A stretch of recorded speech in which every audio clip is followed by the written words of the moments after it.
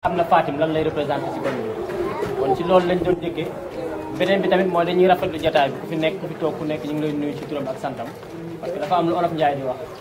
kaañ ko def bu ne kaañ ko waxtaanee moo ko jiitu mooy ñun dañ leen di woo tey ji si yenn Alassane Sall mais day baax ñun ñëpp ñu toog waxtaanee ko li ñuy waxtaanee nag en tant que ndaw la parce que ñun tamit ay xale lañ comme ñi fi ne ñëpp dégalage d'âge bi bariwul ay xale tamit war nañoo mën a toog ñun ñu waxtaan suñu biir wax lan mooy lan moo ñuy jëmale kanam rawatina benn gox boo xam ñun ñëpp ñoo ko bokk muy Thiès tey jii nii ñun ñëpp kenn mënul dem di ko fi bàyyi parce que waa Dakar du ñëw defal Thiès waa Ndar tamit du ñëw di defal Thiès ñun waa Thiès ñoo mën a defal Thiès rawatina ñun ndaw ñi comme ni ko Daawar waxee dafa am ay points yoo xam tey bëggoon nañu waxtaan ci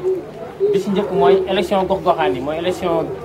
locale yi nga xam si lañ jëm ñu wax leen njariñ bi parce que élection locale yi dañuy wax ni ñun ndaw ñi fi mu toll nii lu ci bari ci ñun la ñun ñoo ko war a doxe parce que fan yee si ginnaaw ñu miis waxtaanee ak moom ba pare xamal nañ ñun dañoo war a jug fépp fu ndaw nekk te bind jugul woon ñu wax ko mu dem bind ju fépp fu ndaw nekk tamit te bind woon te jëriwul kàttan ñu wax ko mu dem jëli ko parce que ñun Thiès buñ xoolee peut-être suñu papa yi wala suñu yaay peut-être seen wàllu xaw na wëy mais ñun ndaw ñi am na loo xam fi mu toll nii Thiès daf ko sooxe ci lu bari mu ci mbirum liggéey ci mbirum lu bari loo xam te ji ndaw da ko waroon def ci dëkk bi te defu ko lu tax defu ko nag maanaam peut-être dafa am ñoo xam dañ leen fi ne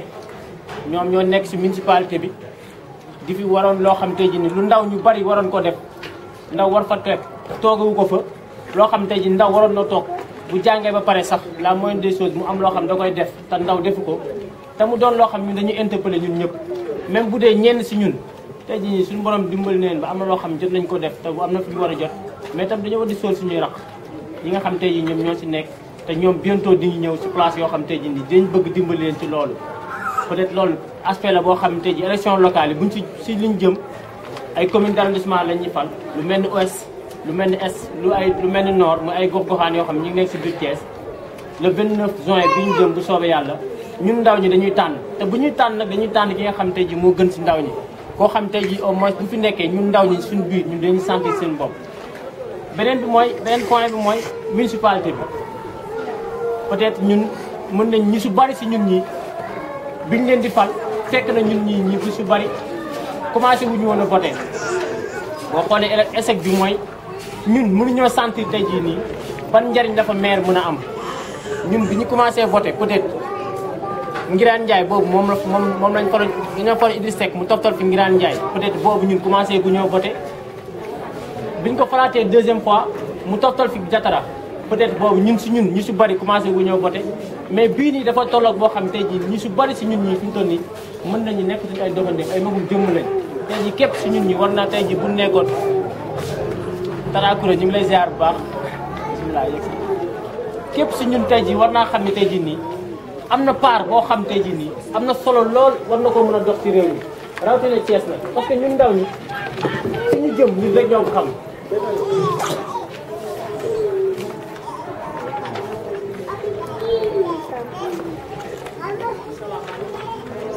Tarakura ñu ngi koy ziar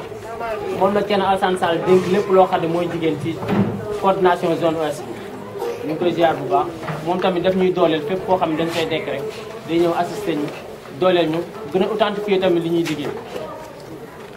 fi ñu tolloon mooy ci échec de la municipalité tey jii nii ñun ndaw ñi lu bari loo xam ne lu ñu waroon def la ñun defutuñ ko parce que lan la ñu jiital fii ci gox bi ñooñu ci waroon tettee boo di xoolee tey jii nii ñi nga am na benn aménagement du territoire rek booy xool xale yi nekk ci gox bi sax am na loo xam ne peut-être ordures yi ñuy wax ci mbedd yi wala suuf yi nekk ci tali yi ñun jeunes yi am na loo xam waroon nañu ko ci def mais tey jii nii lu bari defuñu ko parce que xam na la peut-être sensibiliser wuñu ci loolu te ñi ci waroon sensibiliser mooy ñi nga xam ne ñoom lañ ci teg loolu aspect la boo xam ne bëggoon nañ ci waxtaan beneen bi tamit ñu wax leen kan mooy Thierno Alassane Sall mooy ki nga xam ne moom la ñuy liggéeyal peut-être ñu bari si yéen ñi am na ñoo xam ne bi muy ñëw fii di seet si Fatim gis ngeen ko muy doon koo xam ne peut-être ñun on a eu à le côtoyer peut-être 2008 lañ xamante ak moom boobu ñu ngi nekk étudiant nekk université Anta Diop muy doon koo xam tey jii ni mën nañu papa la ca ciru papa lay doxee si ñun te bëggoon nañ képp koo xam tamit à travers Fatim xam nga Thierno Alassane Sall mu taxawu foofu parce que Thierno ñun buñu leen wax ni mu bëggee Thiès koo xam ne tey jii nii bu naree jënd essence sax du ko jëndi Dakar bu ñëwee fii def tournée le week-end bu naree jënd essence du ko jënd ci Dakar day ñëw ba Thiès station Thiès mu jëndee fi essence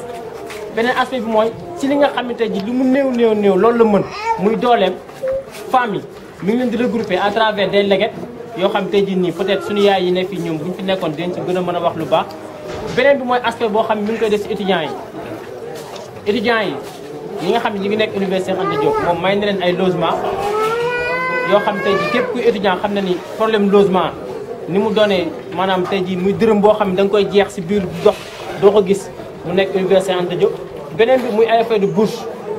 maanaam loo xam ne tey jii nii étudiants yi chaque mois moom la ñuy fayeeku moom mi ngi ci def kéemtalaay